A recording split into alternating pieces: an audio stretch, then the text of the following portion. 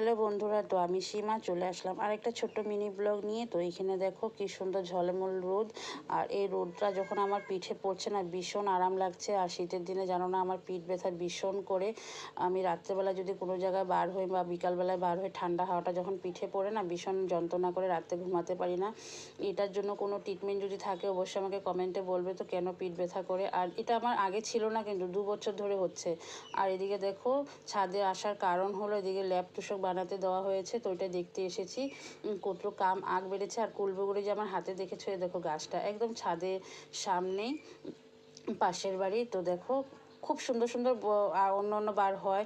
আর সাইজগুলো হয় যেন ছোটো আপেল আছে যে ছোটো আপেলের মতন, কিন্তু এইবার কী জানি যত্নের জন্য যত্ন ভালো মতন হয়নি নাকি, এই জন্য এবার দেখো সাইজগুলো কীরকম হয়েছে। তো আমি এমনি একটা ছিঁড়ে দেখাচ্ছি তোমাদেরকে। আমি তখন মুখে দেবো না, যতদিন সরস্বতী পূজা হবে না আমরা খাই না। জানি সবাই খাও না, তো এটাই তোমাদের কাছে শেয়ার করলাম। গাছটা দেখো কি সুন্দর বড় বড় গোলাপ ফুল, তারপরে জবা ফুল। তো যেটা ছিঁড়ার মতন সুবিধা নেই, গাছটাতে যখন ছিঁড়তে যাবো নালাতে পড়ে যায়, তো এই জন্য এগুলো ছিঁড়ি না। দেখালাম আর তোমাদেরকে। আর এদিকে দেখো দাদাভাইটা কাজ করছে, আর বেশিক্ষণ নেই, অল্প সময় কাজ আছে। আর আর এদিকে দেখো এই যে আমি যে কালী মন্দিরে পুজো করতে যাই, এই যে কালী মন্দিরের চূড়োটা, এটা চূড়া মানে। আর এদিকে একটা গাছ দেখেছি, নতুন ফুল গাছ ওরা কিনে এনে লাগিয়েছে, তো এটাই তোমাদের কাছে দেখালাম। কিন্তু তোমরা দেখতে পেরেছো কিনা জানি না। ফুলটা না একদম আনকমন, আমি কোনো দিন দেখিনি। খুব সুন্দর ফুলটা, ছোট ছোট হয়, বহু সুন্দর। তারপর দেখো সন্ধ্যা হয়ে গেছে, বাড়ি চলে এসেছি। আর এসে সন্ধ্যাবাতি দিয়ে দাদাভাই বললো চা বানাও।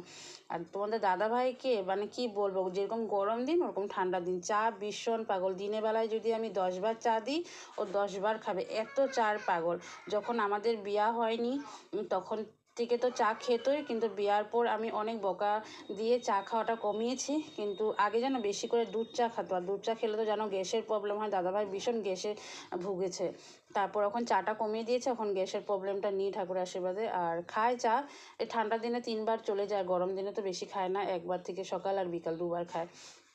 চাটা সবারই পাগল শীতের দিনে। তারপরে ওরকম সময় চা বানানোর সময় রিমাদি ফোন করলো, মমিদি ফোন করলো যে সীমা আসো পার্লারে, কিছু কথা আছে, ডিসকাস করব।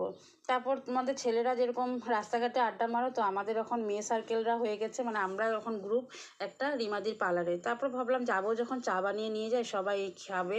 তো চার সাথে দেখো কী কী আছে এখানে, গরম গরম সিঙ্গারা মানে সমোসা, আর হলো এখানে দেখো গজা। তো চার সাথে চাটা জমে গেছে, টি পার্টি অল্প করে নিলাম। আর যখন আমরা 4-5 জন থাকি না ভীষণ এনজয় করি, গপসপ হয়, গল্প করি। আর বেশিরভাগটা আমরা কিন্তু ফেসবুক